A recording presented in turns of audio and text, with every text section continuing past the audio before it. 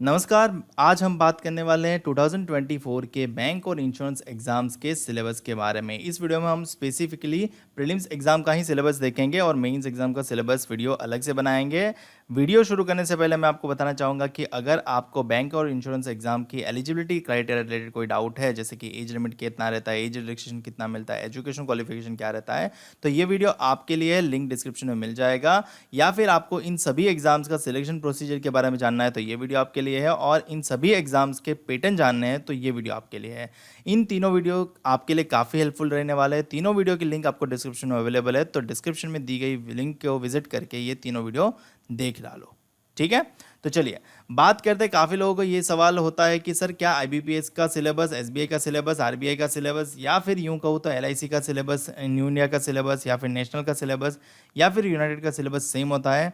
तो इन सवाल का जवाब होता है उनकी एग्जाम पैटर्न पे। जिनको नहीं पता उनके लिए ये एग्जाम पैटर्न पहले दिखा देते हैं कि ये रही exam pattern IBPS, RRB, PO and clerk की प्रिलिमिनरी एग्जामिनेशन की, जहाँ पे आपको रीजनिंग देखने को मिलता है, न्यूमेरिकल यानी मैथ्स देखने को मिलता है, रीजनिंग और मैथ्स, क्वांट यानी वो भी मैथ्स ही होता है।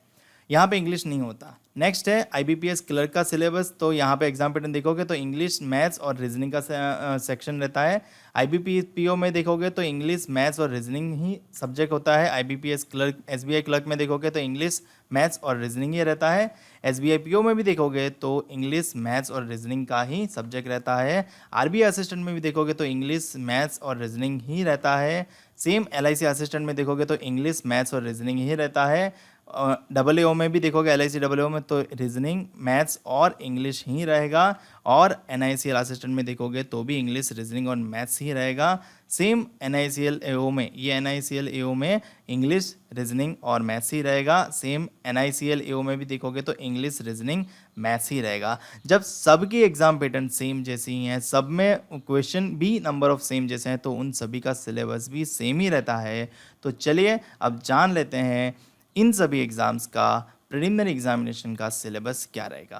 तो आपको पता तो चल गया, तीन ही सब्जेक्ट होते हैं, रीजनिंग एबिलिटी, क्वांटिटेटिव एप्टीट्यूड और इंग्लिश लैंग्वेज। रीजनिंग एबिलिटी के लिए 30 क्वेश्चन, 30 मार्क्स और 20 मिनट्स का समय रहता है, कुछ में आपको ओवरऑल टाइम मिलता है।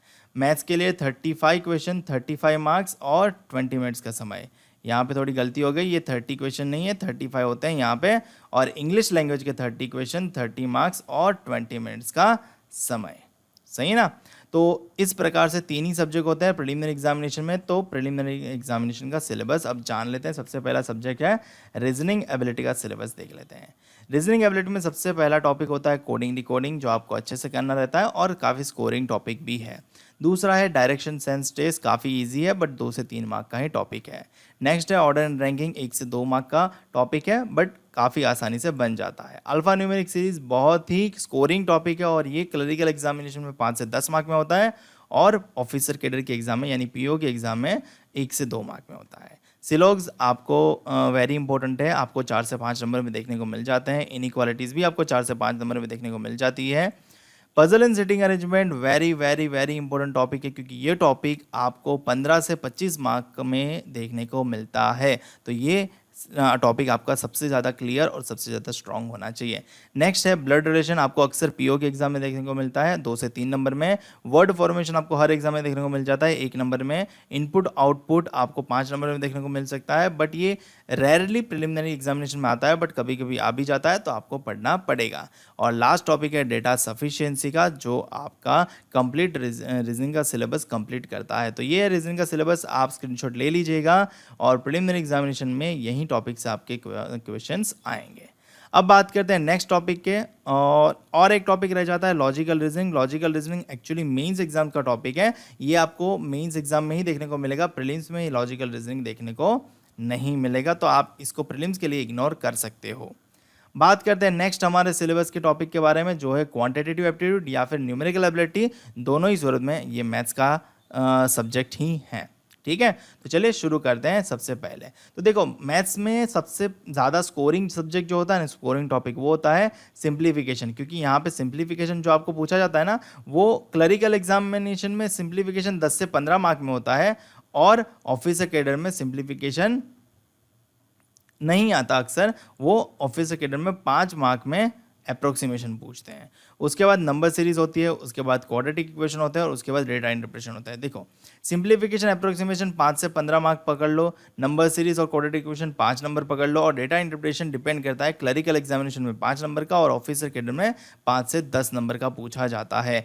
ये आपका ये 5 टॉपिक से ही आपके 15 से 20 नंबर का पूछा जाता है। 15 मार्क्स तो आप यहीं से पकड़ लो, मिनिमम 15 मार्क। और इसके अलावा हो जाते हैं आपके एरिथमेटिक चैप्टर्स। एरिथमेटिक चैप्टर्स बारी बारी देखेंगे। सबसे पहला होता है एवरेज एंड एज, जो आपका सिंगल मार्क का चैप्टर रहता है या फिर 2 मार्क का पूछा जाता है कभी कभी। नेक्स्ट है सिंपल इंटरेस्ट, कंपाउंड इंटरेस्ट। ये सारे चैप्टर जो है ना एरिथमेटिक, वो आपने 10th स्टैंडर्ड में पढ़े ही हैं कहीं ना कहीं। तो आपका सिलेबस तो वहीं का है, जस्ट आपके पास टाइम कमी होती है, क्योंकि क्वांटम में कितने होते हैं क्वेश्चन, 35 टोटल क्वेश्चन होते हैं, और आपको उसमें ये क्या हो रहा है, थोड़ा यहाँ पे लैग कर रहा है, ठीक है जाने दो। 35 क्वेश्चन होते हैं, 35 मार्क्स होते हैं, 20 मिनट्स का समय रहता है, तो आपको उसके हिसाब से करना रहता है। उसके बाद रेशियो एंड प्रोपोर्शन रहता है, उसके बाद पार्टनरशिप का चैप्टर रहता है, उसके बाद प्रॉफिट लॉस डिस्काउंट चैप्टर रहता है, उसके बाद परसेंटेज का चैप्टर रहता है, उसके बाद टाइम वन वर्क का चैप्टर रहता है, उसके बाद पाइप एंड सिस्टम का चैप्टर रहता है, उसके बाद मिक्सचर एंड एलिगेशन का चैप्टर रहता है, उसके बाद स्पीड टाइम डिस्टेंस का भी चैप्टर रहता है, उसके बाद बोट एंड स्ट्रीम का भी क्वेश्चन होता है, उसके बाद ट्रेन का भी क्वेश्चन होता है, उसके बाद परम्यूटेशन कॉम्बिनेशन का भी क्वेश्चन होता है, उसके बाद प्रोबेबिलिटी का भी सवाल होता है, और एरिया और डेटा सफिशिएंसी। ये चीज़ समझ लो, प्रीलिमिनरी एग्जामिनेशन में आपको ये 3 चैप्टर में से रेयरली सवाल देखने को मिलेगा, ये 4 चैप्टर में से, बट बाकी चैप्टर में से 1 से 2 सवाल आ ही जाएंगे। तो ये वाले 5 टॉपिक से आपके 15 से 20 मार्क पकड़ लो, और बाकी के मार्क आपके 10 से 15 यहाँ से पूछे जाएंगे। तो ये रहा मैथ्स का सिलेबस, जो आपको स्क्रीनशॉट ले लेना चाहिए, और ये सिलेबस प्रीलिमिनरी एग्जामिनेशन का रहेगा। चलिए आगे बढ़ते हैं और जान लेते हैं इंग्लिश लैंग्वेज, आखिरी सब्जेक्ट का सिलेबस। इंग्लिश लैंग्वेज काफ़ी हेल्पफुल रहता है, जिनका अच्छा होता है उनका अच्छा होता है, जिनका वीक होता है उनके लिए मैं एक ही एडवाइस करूंगा कि आज से ही शुरुआत कर दें इंग्लिश लैंग्वेज पढ़ने की, क्योंकि लैंग्वेज सीखने में टाइम लगता ही लगता है। ऐसा नहीं होता कि आप रातों रात लैंग्वेज पढ़ लोगे। बाकी सारे में क्या ऐसा होता है, मैथ्स और रीजनिंग में आप जितना टाइम ज़्यादा दोगे उतना जल्दी आप सीखोगे, उतना जल्दी आपकी स्पीड बढ़ेगी, उतना जल्दी आपका बनेगा। इंग्लिश लैंग्वेज में कैसा है, आपको टाइम लगेगा ही लगेगा, वो स्लो प्रोसेस है, ठीक है। तो इंग्लिश लैंग्वेज में सबसे पहला इंपॉर्टेंट टॉपिक है रीडिंग कॉम्प्रिहेंशन। रीडिंग कॉम्प्रिहेंशन आपको 5 से 10 नंबर में देखने को मिलता है, मैंने अक्सर 8 से 10 नंबर में देखा है, ठीक है। बट कुछ पेपर्स ऐसे आ जाते हैं जहाँ पे 5 नंबर का भी देखने को मिलता है, बट रीडिंग कॉम्प्रिहेंशन आप 5 से 10 नंबर का रफली पकड़ सकते हो। नेक्स्ट है क्लोज टेस्ट। क्लोज टेस्ट आपको 5 नंबर में देखने को मिलेगा।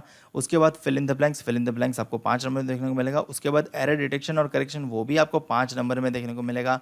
उसके बाद स्पेलिंग एरर या फिर मिसस्पेल्ड वर्ड, वो भी आपको 5 नंबर में देखने को मिल सकता है। एंटोनिम सिनोनिम्स आपको रीडिंग कॉम्प्रिहेंशन में ही पूछ लिया जाता है, तो वो सेपरेट आपको टॉपिक नहीं रहेगा। इडियम्स एंड फ्रेजेस कभी कभी आ जाता है 5 नंबर में। वर्ड यूसेज और रिप्लेसमेंट भी कभी कभी आता है 5 नंबर में। पैरा जंबल्स आपको अक्सर देखने को मिलता है 5 नंबर में। सेंटेंस कंप्लीशन या इंप्रूवमेंट, वो एरर डिटेक्शन ना पूछे तो ये पूछ सकते हैं कि इंप्रूवमेंट कीजिए ये दिए गए स्टेटमेंट में।